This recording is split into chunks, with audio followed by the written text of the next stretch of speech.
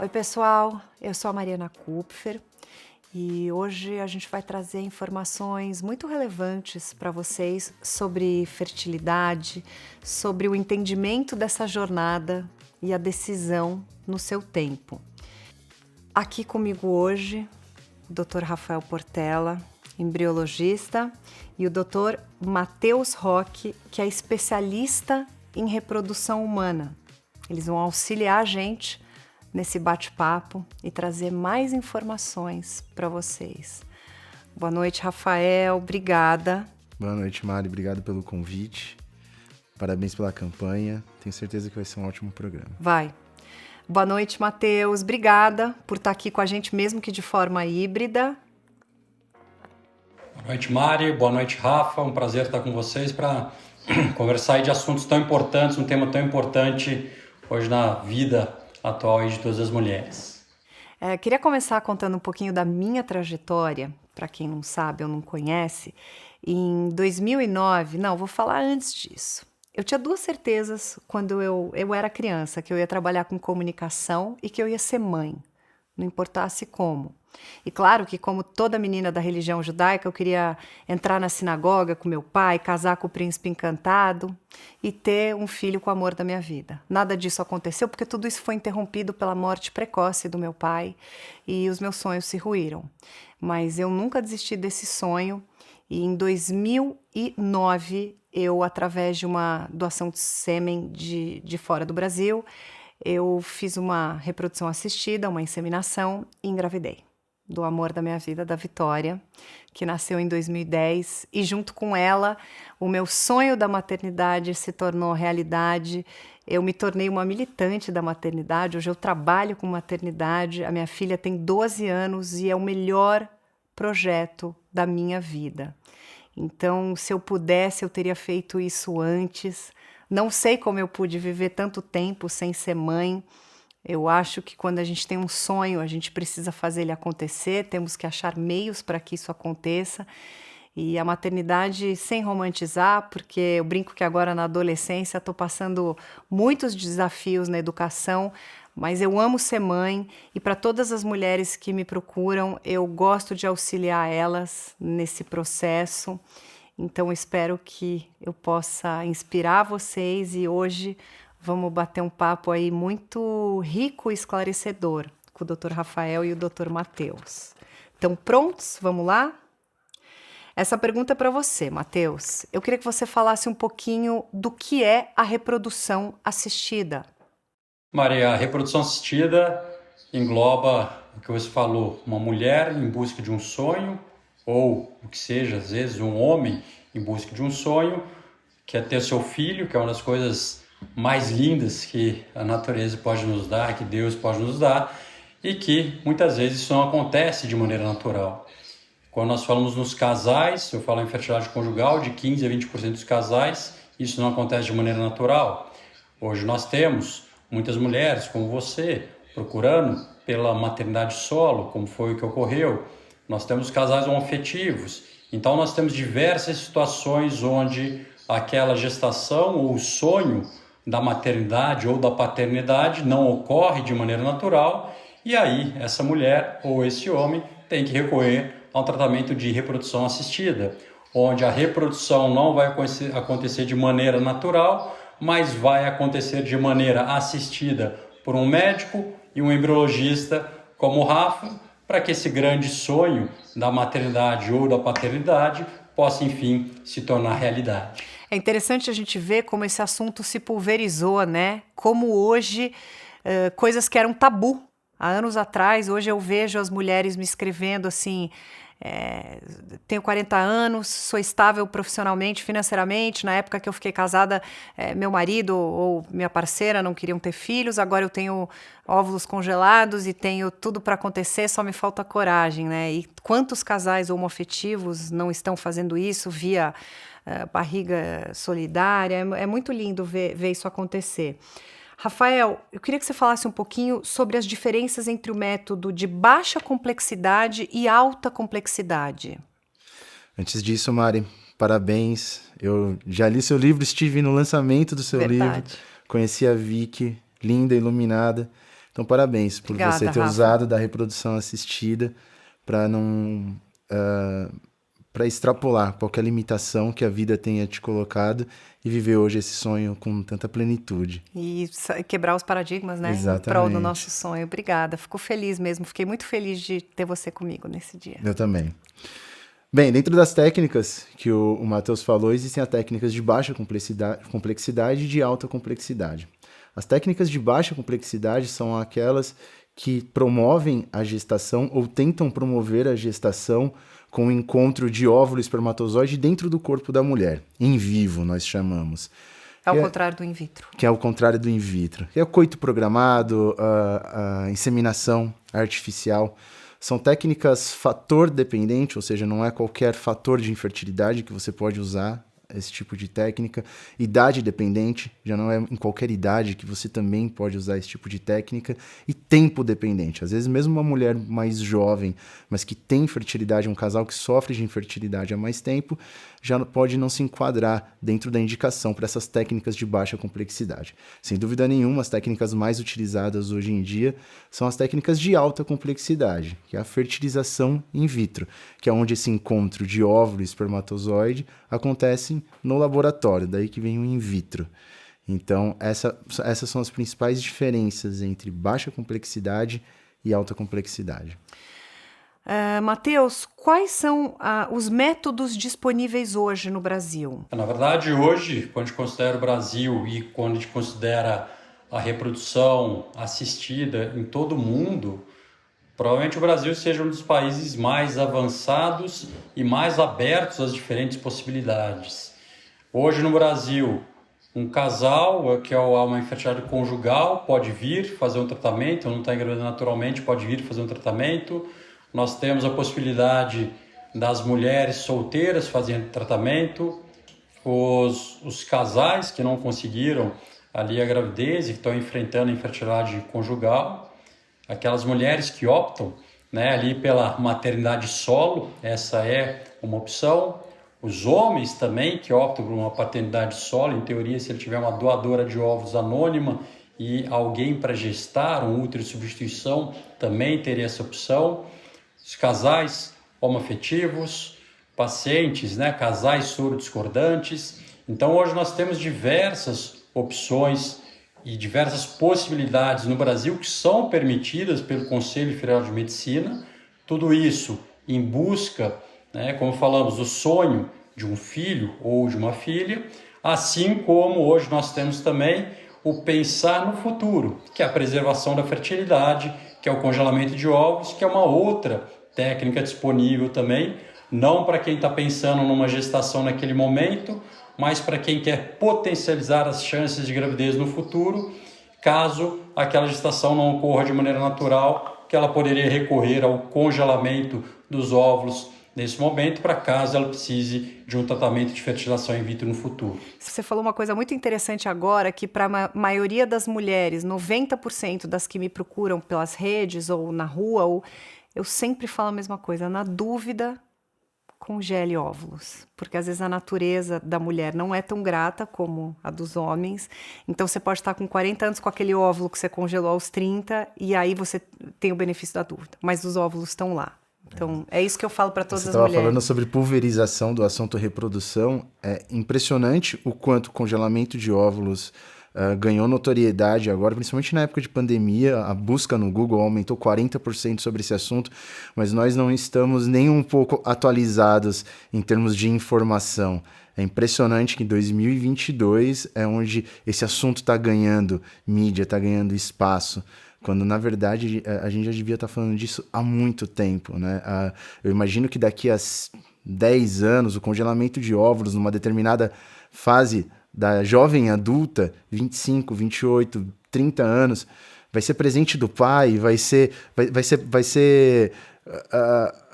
uma própria... Como se fosse um exame de rotina. Como se fosse fazer um exame de rotina no Exato. Consultório, você vai falar sobre o congelamento. Porque é isso que você falou. Eu acho que ele é muito... as pessoas têm muitos mitos sobre isso. É caro, dói, como é. Então, acho que é muito importante falar sobre isso. Eu venho falando sobre isso nas palestras que eu dou, nas entrevistas que eu faço. Você pode decidir tudo depois. Até se você vai ficar casado, até se você vai embarcar só... congela os óvulos. Porque, infelizmente, a natureza nos força as mulheres a acelerar essa decisão. Sim, é a resolução do script da própria vida, né? Isso aí. E mulheres lindas e com um físico invejável, elas têm óvulos de uma mulher de, às vezes, 38, 40 anos de 1920, que não eram mulheres tão bonitas quanto as nossas hoje em dia, mas os óvulos continuam da mesma maneira, Exato. são aqueles mesmos óvulos. Então, é tomar posse da sua história. O Rafael, o Matheus falou sobre os métodos disponíveis. Vamos falar agora sobre os métodos mais realizados aqui no Brasil. Sem dúvida nenhuma, dentre os métodos que existem na reprodução, a de alta complexidade é a mais utilizada. Pela própria indicação, ela é a indicação na maioria dos casos, ela é a que tem a maior taxa de sucesso, e por isso a maior parte dos centros de reprodução fazem fertilização in vitro. Agora, dentro da fertilização in vitro, existem diversas estradas das quais os profissionais podem caminhar. E essa é a grande diferença da reprodução de profissional para profissional, até de lugares do Brasil para outros lugares. A maneira com que esses profissionais conduzem a jornada de quem está tentando através da reprodução assistida. Matheus, como geralmente começa o início da investigação sobre a infertilidade e quais os principais exames que você solicita? E nesses exames, o que você está investigando como médico? Hoje, quando nós falamos da infertilidade conjugal, o que nós enfrentamos, a primeira coisa que nós enfrentamos na maioria das vezes é um casal chegando extremamente fragilizado. A infertilidade é uma doença solitária e que causa um estrago enorme na vida de quem enfrenta a infertilidade. Então, por isso a importância de se falar abertamente, tentar se divulgar. Dou os parabéns pelo seu trabalho, tudo que você faz. Você tem a certeza que hoje você é responsável pela construção de muitas famílias. Então, isso eu falo com algumas pacientes minhas que falam abertamente sobre o que passaram, sobre o que viveram. Você, direto ou indiretamente, está ajudando uma outra pessoa que está passando por aquele mesmo problema e por preconceitos, tabus, diversos fatores que ocorrem mesmo hoje, 2022. E cobranças da sociedade e da própria família. Você não vai ter filho, todo mundo, né? Você já casou, já fica aquela cobrança, no casal que já está desgastado, já está naquela tentativa, já desgastou a relação, ainda tem a cobrança, né, Matheus? Exatamente. Então, hoje a infertilidade, ela vem cercada, muitos falam, é um capricho, é um luxo. Não, mas é uma doença. É uma doença que afeta de 15% a 20% dos casais, só que vem com uma repercussão física e emocional muito grande. Vai destruindo aos poucos aquela pessoa, aquela mulher, aquele homem que enfrenta a infertilidade e muitas vezes destruindo aquele casal. Então, hoje, nós especialistas, nós que trabalhamos com reprodução, nós temos que ser capazes de oferecer não apenas o melhor tecnicamente, mas também o melhor, talvez psicologicamente. A gente tem que ter toda uma equipe que possa abraçar adequadamente essa paciente, esse casal, no enfrentamento dessa doença, mais uma vez cheia de tabus e muito desconhecida. Então, muitas vezes um casal que está passando pela infertilidade, aparentemente, poxa, isso acontece comigo. E não, a infertilidade é uma das doenças mais frequentes e quando esse casal pergunta, às vezes mandam mensagens, Matheus, tenho lá 1 ano e meio, 2 anos que eu estou tentando engravidar, o que eu preciso fazer para saber se eu tenho infertilidade? Para uma mulher, para um homem ou para um casal saber se tem infertilidade, basta olhar para um calendário. Tem 1 ano que eu estou tentando engravidar naturalmente e não consegui. Sem nenhum exame, esse casal tem o diagnóstico de infertilidade. A infertilidade é um casal que depois de 1 ano de tentativas, de gestação natural, com relações sexuais frequentes, sem uso de nenhum método contraceptivo, que não consegue a gravidez, esse é o diagnóstico de infertilidade. Ir à procura de um especialista, de um médico, é muito para tentar descobrir se existe uma causa para aquela infertilidade. Só que nem sempre nós descobriremos uma causa. Em 10% dos casais, mesmo que a gente investigue absolutamente tudo, a gente não descobre uma causa especificamente. Dos que a gente descobre, poderíamos dividir em 3 grupos esses pacientes. Um, que eu tenho um fator isolado na mulher, 1/3 dos casos um fator isolado na mulher, 1/3 dos casos um fator isolado no homem e 1/3 dos casos uma associação de fatores, homem e mulher. Então aqui a gente já vê um ponto muito importante, que é o homem é tão responsável pela infertilidade como a mulher. Então aí já é muito importante tirar um peso que muitas vezes recai exclusivamente sobre os ombros das mulheres, onde ela carrega aquele peso da infertilidade. Mas não, aquilo é uma infertilidade conjugal, onde o homem é tão responsável, né, está presente até metade dos casos. A avaliação no homem, teoricamente, é uma avaliação mais simples. A gente parte ali de um espermograma, que a gente vai saber como estão os parâmetros principais ali do sêmen, muitas vezes baseado nesse espermograma, a gente vai direcionar se precisamos de outros exames ou não. Na avaliação da mulher, já é algo bem mais complexo, são diversos fatores a serem avaliados. E hoje, infelizmente, a gente tem que falar muito sobre a idade da mulher. A gente nunca gosta de falar isso, né? Mas hoje, infelizmente, o avanço da sociedade não acompanhou, na verdade, o relógio biológico não acompanhou esse avanço da sociedade. Como o Rafa falou antes, hoje as mulheres estão cada vez mais jovens, cada vez mais lindas, mas infelizmente os seus ovários vão no caminho oposto. Essa mulher tem menos óvulos, independente se ela ainda tem óvulos, eu menstruo, eu ainda estou muito bem, meus hormônios estão excelentes. Esses óvulos são, infelizmente, de menor qualidade, porque o tempo vai causando prejuízo nesses óvulos e esses óvulos vão dificultar uma gestação natural ou mesmo dificultar os tratamentos de reprodução assistida. Então hoje, quando pergunta em termos de exames, tal, também a idade da mulher, ou seja, a identidade dela, a data de nascimento é um fator importante. Nós temos exames hormonais que nós fazemos para avaliar o que a gente chama de reserva ovariana, para saber como está esse estoque de óvulos. Apesar de que uma baixa reserva não é uma causa da infertilidade dessa mulher não engravidar naturalmente, mas é muito importante a gente investigar essa reserva ovariana para dar um tempo, é como se fosse um despertador para essa mulher. Fala, olha, seus exames estão assim, não perca tempo. Às vezes só falar sobre a idade é difícil, mas quando tem um exame para mostrar o seu estoque está baixo, vamos agilizar os tratamentos, isso é importante. E aí depois a gente sempre avalia, tem fatores ovulatórios, fatores relacionados à tuba uterina, que é fundamental para permitir que o espermatozoide encontre o óvulo, fatores no útero, fatores no endométrio, descartar a endometriose, que é um fato extremamente importante, é uma doença muito frequente também, e às vezes mesmo mulheres assintomáticas, a gente faz um diagnóstico de endometriose. Às vezes aquele conceito antigo de que é normal que a mulher sofra, que a mulher tenha cólicas. Não, isso é normal, e aquela mulher vem sofrendo a vida inteira, e na verdade aquilo ali pode ser uma endometriose, que é uma causa, né, de dores pélvicas, que é o que ela vem sofrendo há muito tempo, mas também é uma causa de infertilidade.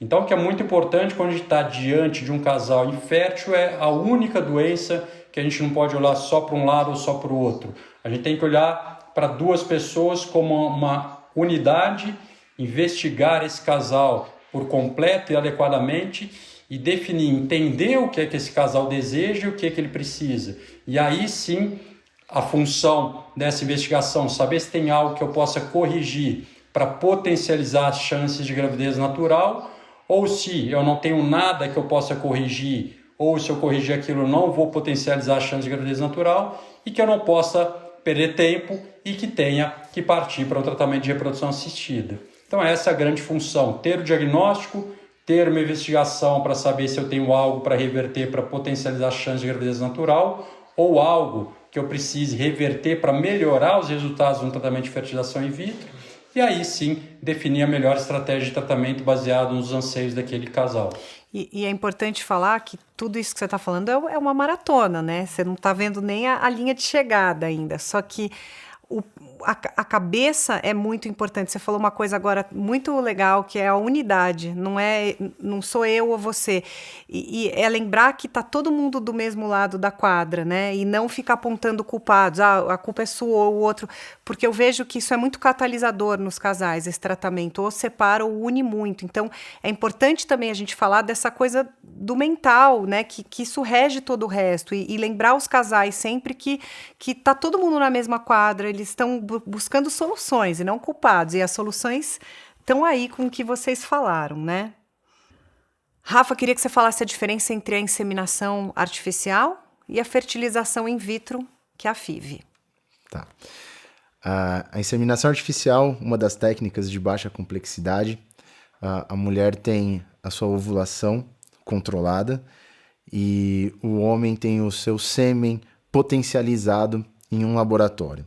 Então, todos os parâmetros seminais que aquele homem tem, ele é potencializado para que esses espermatozoides tenham maior competência de encontrar o óvulo, já que teremos a ovulação controlada. E então, em um consultório ou num laboratório, através de um catéter, a gente introduz no colo do útero e aí libera esse conteúdo processado. Bem, a inseminação intrauterina é a técnica de baixa complexidade mais utilizada. Nesse caso, o encontro de gametas de óvulo e espermatozoide acontece dentro do corpo da mulher. A mulher tem a sua ovulação estimulada e controlada e o sêmen é processado para que todos os seus parâmetros sejam potencializados para aumentar essa chance de fertilização. Pode ser um sêmen da coleta do marido, como é na maioria das vezes, ou como foi no seu caso, de uma amostra congelada num banco de sêmen, no sêmen de doador. Diferente disso, fertilização in vitro, esse encontro de gametas acontece dentro de um laboratório. Mulher tem a estimulação ovariana, é feita a coleta dos óvulos em centro cirúrgico, e aí também, da mesma maneira, ou conteúdo seminal a fresco ou amostra congelada de marido ou de doador é processado num laboratório de andrologia, e com ambos já prontos para fertilização, sêmen capacitado e óvulo identificado como óvulo maduro, aquele óvulo que a gente utiliza na fertilização in vitro, a gente faz um encontro dentro do laboratório e a partir daí continua o desenvolvimento embrionário até que a gente possa fazer a transferência do embrião já formado para o útero da mulher e aí sim iniciar a gestação. E o que é muito importante quando a gente compara, né, a baixa complexidade, a inseminação intrauterina com a fertilização in vitro, é que muitas vezes a gente vê os pacientes chegando querendo um tratamento o mais simples possível, o mais próximo de uma gestação natural. Mas quanto mais próximo o tratamento é de uma gestação natural, menores são as chances de sucesso daquele tratamento. Então, por exemplo, uma inseminação intrauterina, como o Rafa falou, que a gente vai injetar os espermatozoides dentro do útero dessa mulher. Depois tudo tem que ocorrer como se fosse uma gestação natural. Esse espermatozoide tem que nadar por todo o útero e para a tubo uterina, encontrar com o óvulo, tem que penetrar nesse óvulo. A gente não sabe se isso vai acontecer naturalmente ou não sei se a tuba daquela mulher pegou o óvulo para dentro dela ou não. Tem que fertilizar, tem que formar embrião, esse embrião chegar no útero, tem que plantar. Então são diversas etapas depois do espermatozoide entrar no útero dessa mulher.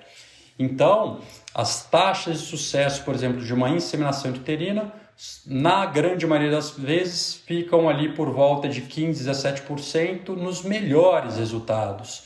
E com mulheres com uma idade mais avançada, essas chances vão sendo ainda menores. Então, hoje são indicações muito específicas para uma inseminação intrauterina, para um coito programado, né? Temos uma mulher que não ovula, vou fazer essa ovular, que ela ovule. Vou programar um período para uma relação sexual.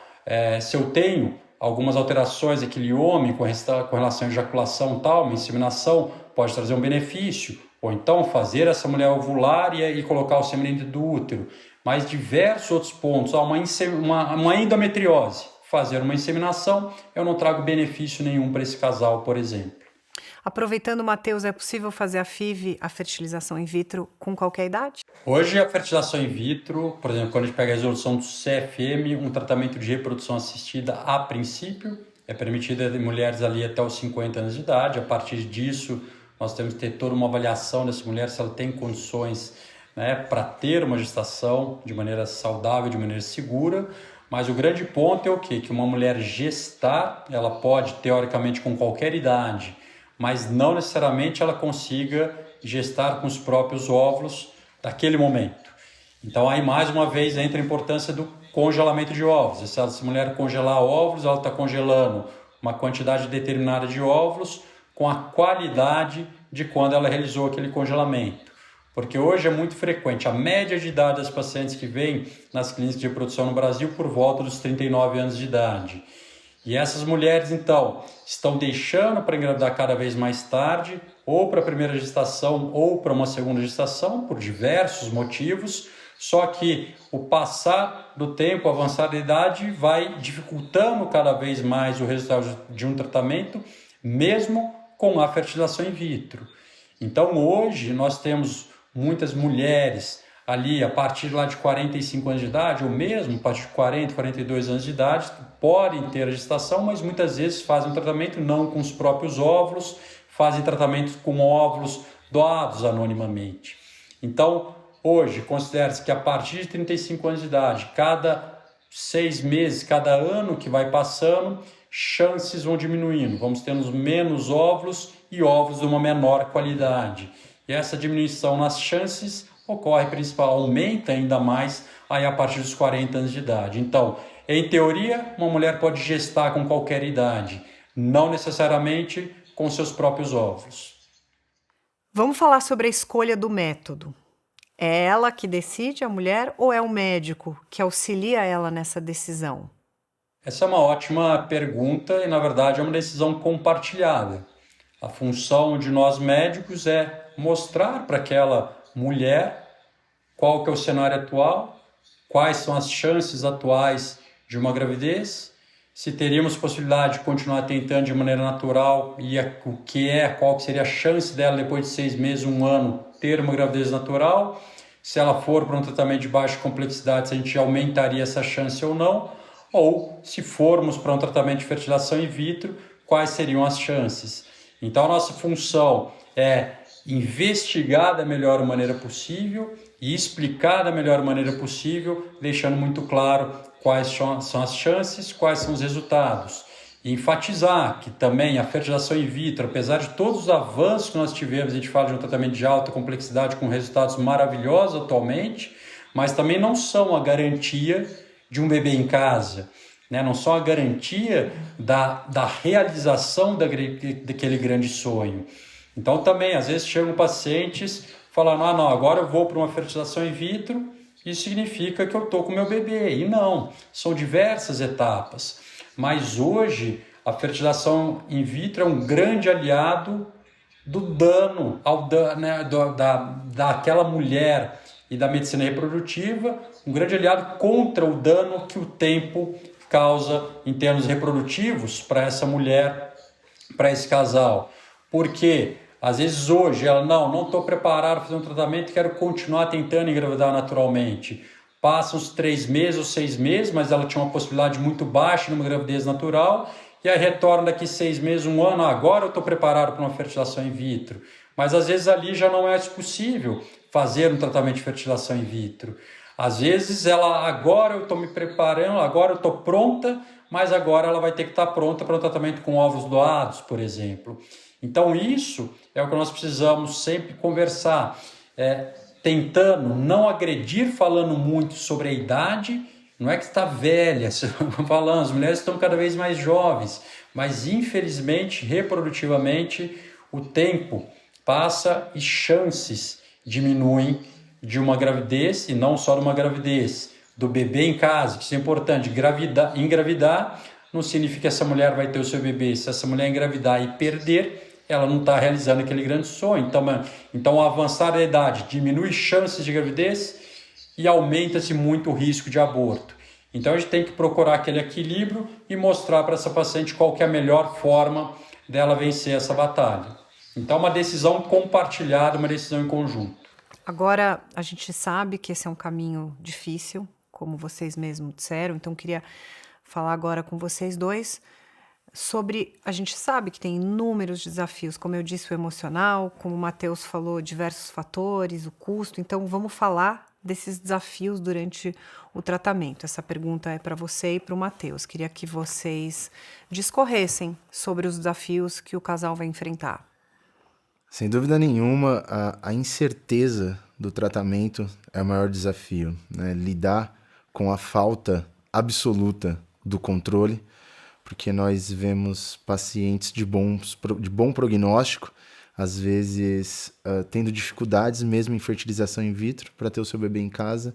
E vemos pacientes que às vezes nos desafiariam mais e a gente consegue encurtar muito esse caminho até o bebê em casa num tratamento. Então essa falta do controle absoluto dentro dessa jornada, sem dúvida nenhuma, convoca a mulher e o casal a uma remodulação absoluta da sua própria identidade como casal. Costumo dizer que ninguém entra num tratamento de fertilização in vitro e sai da mesma maneira, conseguindo ou não. Quando consegue, geralmente já é a melhor versão de mãe e pai que poderiam ser, mesmo antes do tratamento. Então, o maior desafio que eu vejo essas pessoas enfrentando é a incerteza. A incerteza de que vai conseguir ou não. É claro que hoje nós temos taxas cumulativas. Taxas cumulativas são a chance de nós terminarmos toda a jornada com o bebê em casa. As taxas cumulativas hoje são muito boas, porque temos muitos recursos à disposição. Como o Matheus disse, óvulos de doadoras, às vezes sêmen de doador, análise genética, todas essas ferramentas que hoje nos ajudam a chegar a esse sonho. Mas ele não é garantido. E ele é muito caro. O tratamento de fertilização in vitro não é barato. Então a gente sabe que as nossas fichas não são eternas para tentar também. E o casal se dispõe, ainda assim, a entregar tudo que pode, psicologicamente, socialmente, dentro do seu âmbito social, para viver esse sonho. Mas ele não tem a garantia de que vai viver. Então é preciso rede de apoio, é preciso suporte mútuo entre os dois, porque aí sim, talvez seja mais fácil viver toda essa jornada. E você, Matheus, tem algum complemento aí sobre essas dificuldades na jornada? A jornada da infertilidade, dos tratamentos de reprodução, é algo extremamente complexo e que muitas vezes um casal, um paciente, antes de iniciar essa jornada, parece que o maior desafio é o desafio, o desgaste financeiro, ou o custo financeiro de um tratamento. Mas depois que esse casal entra na jornada, na verdade ele vê que aquilo ali é um tripé, São 3 coisas muito importantes. Nós temos um fator financeiro muito importante, mas talvez ainda mais pesado seja o desgaste físico e principalmente emocional de um tratamento. Então esse é o tripé da infertilidade, e dos tratamentos de reprodução e como que a gente tem que lidar com tudo isso. Como a Rafa falou, realmente é uma doença e um tratamento cheio de incertezas e cheio de medo. Então, a nossa função, que trabalha todo dia com isso, é tentar fazer de tudo para que a gente possa transformar o medo daquela mulher em força. Saber, nós temos um objetivo, não vai ser fácil alcançá-lo, mas nós estamos juntos nessa jornada e faremos tudo, tecnicamente, emocionalmente e cientificamente, fazer de tudo para oferecer o melhor para aquela paciente, para tornar essa escalada, que é muito difícil, o menos desgastante possível. Então a gente tem que tornar algo que foi extremamente solitário até o momento que esse casal entra numa clínica, entra num consultório de um especialista, tornar aquilo um pouco mais leve. E nós médicos também, nós trabalhamos com isso, a gente tem que estar totalmente preparado para lidar com esse casal. Eu trabalho com reprodução há 12 anos, a minha cabeça hoje é totalmente diferente de quando eu comecei. E o nosso dia é extremamente desgastante, são muitas histórias que mexem muito com a gente e que a gente tem que estar preparado para isso. Mas ao mesmo tempo, me preparar para isso não é simplesmente eu me blindar e não me envolver com essa paciente, não me envolver com esse casal. Seria o jeito mais fácil, não vou me envolver para isso aqui não me afetar, não afetar o meu dia a dia, não afetar eu chegar em casa totalmente desgastado no final do dia de trabalho. Mas sim, eu saber o quanto eu preciso me envolver e saber que quanto mais eu me envolver com esse casal e quanto mais eu mostrar que eu estou junto desse casal, melhores vão ser os resultados para esse casal. Eu falo muito com o Rafa, o embriologista tem um papel fundamental no resultado de um tratamento de reprodução. Só que muitas vezes o embriologista, quem está ali no laboratório, apesar desse papel fundamental, ele não necessariamente conheça quem é a Mariana que está do outro lado, ou quem é o Matheus que está do outro lado. E o Rafa, de um tempo para cá, e alguns outros embriologistas também começaram a conhecer, né? Não só, isso aqui é um óvulo de uma mulher de 40 anos, não, isso aqui é a Joana, isso aqui é a Ana, que está lutando há 1 ano, há 5 anos, há 10 anos, que já perdeu 1, 2, 3 filhos. São histórias extremamente pesadas e que são destruidoras, vão comer no nosso coração ali também. Mas quando a gente sabe a história de cada um e quando a gente se coloca no outro lado da mesa, a gente consegue trabalhar de uma maneira ainda melhor e oferecer resultados ainda melhores. Então, hoje falo aos pacientes, eu viajo o mundo inteiro falando sobre reprodução. Hoje o Brasil não deixa nada a desejar para nenhum país do mundo quando nós falamos em reprodução assistida, em resultados de tratamento de reprodução assistida.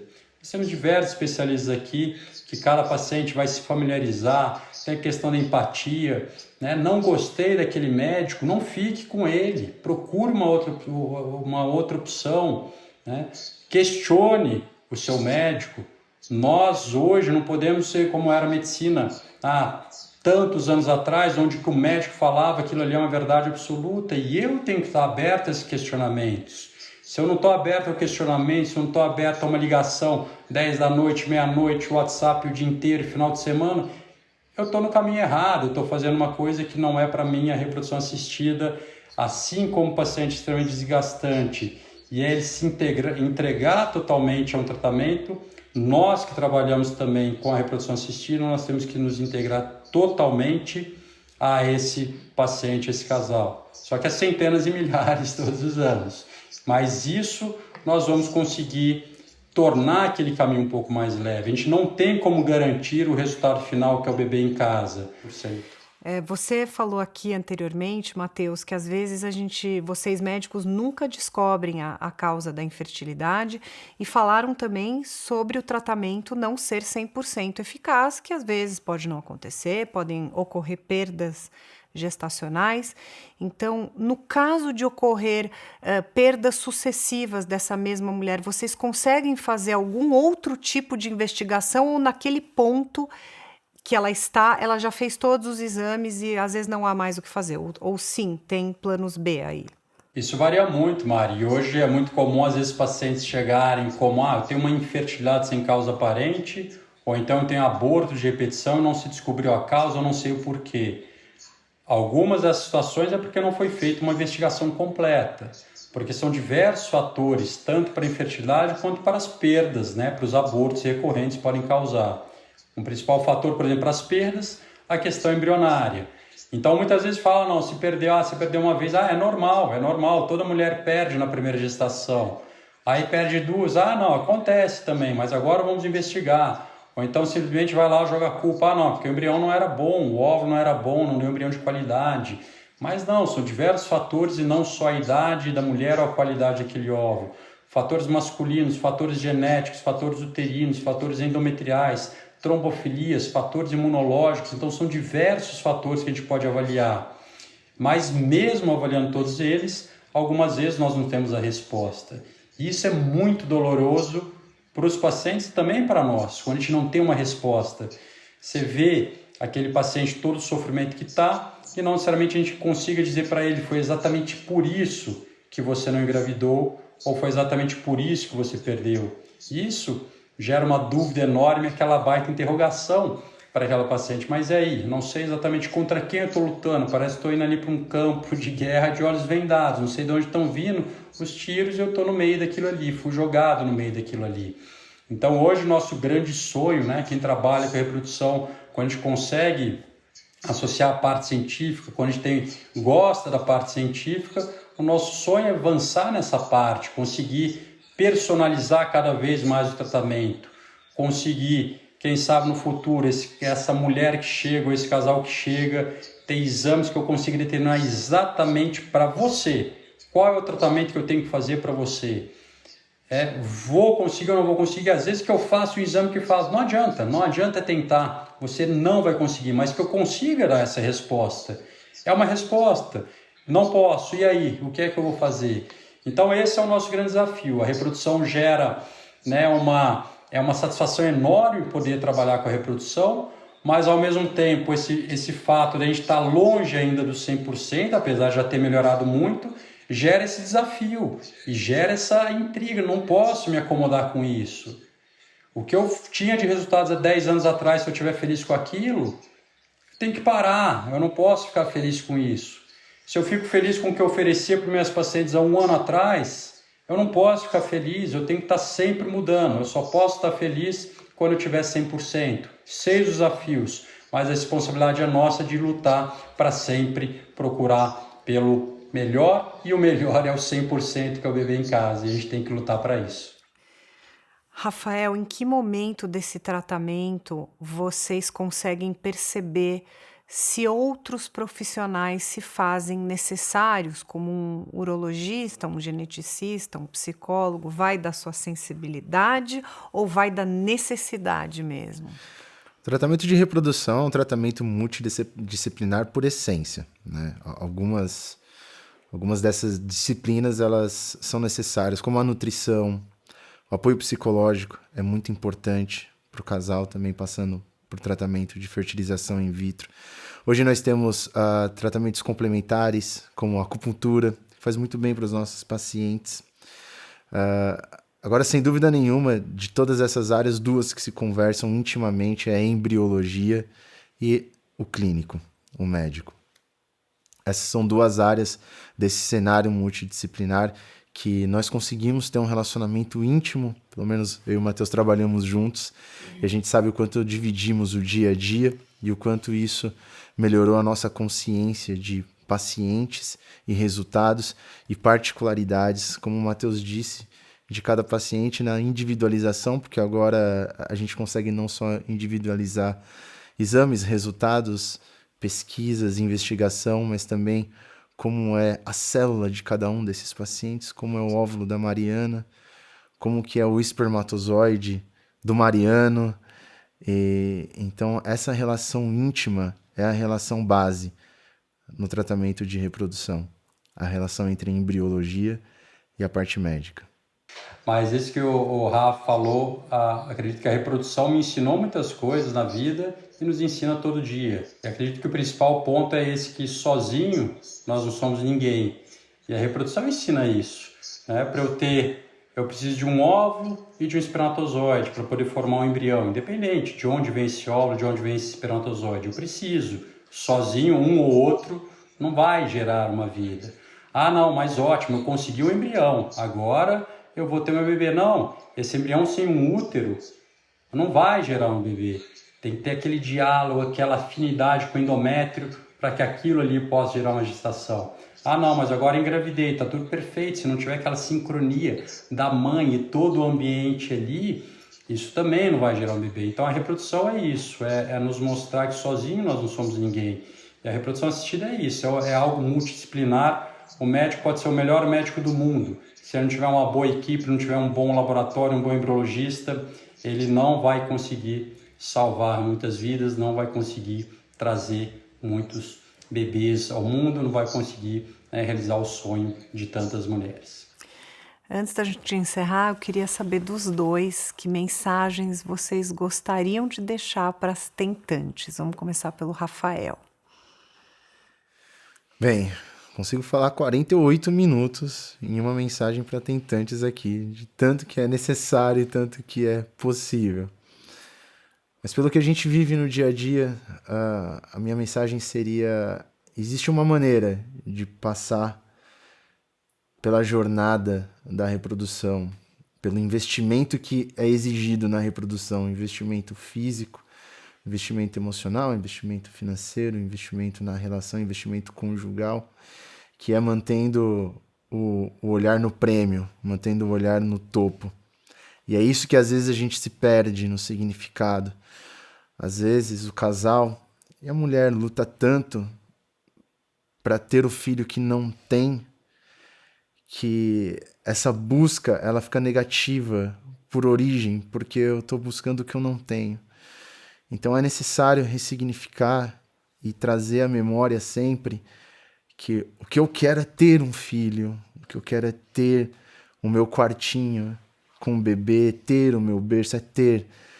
Porque ficar tentando preencher o que não falta não me parece justo nem com a criança, que já vem ao mundo com essa responsabilidade que não é dela. E muitos casais que lutam tanto para preencher esse vazio, muitas vezes quando o bebê chega, o vazio está tão grande que o bebê não preenche. E agora eles têm um bebê e boa parte do problema ainda. Então é preciso esse exercício de ressignificação o tempo todo. O querer, o que você quer, qual é o prêmio, qual é o topo que você busca. E todas as coisas bonitas que você quer viver a partir dele. Pensando assim, o investimento fica menor, porque o prêmio é maior. Então, meu recado seria esse. E você, Matheus? Acredito que o grande recado é que quem sonha em ter o seu filho, que nunca desista desse sonho. Eu vejo a minha vida na reprodução, comecei ali minha especialização em 2009, comecei na vida privada em 2010, e eu tenho uma cabeça antes de 2013 e depois de 2013. E outras mudanças também, mas esse ponto que aconteceu em 2013, minha filha nasceu. E ali eu entendi o que é esse amor incondicional. E ali eu ainda entendi que eu trabalhava longe, trabalhava no Rio de Janeiro, minha esposa e minha filha ficavam em Belo Horizonte, então eu tinha a distância e um dia ou um dia e meio eu tinha proximidade. Sabia o que era não ter e sabia o que era ter. E hoje eu vivo junto delas.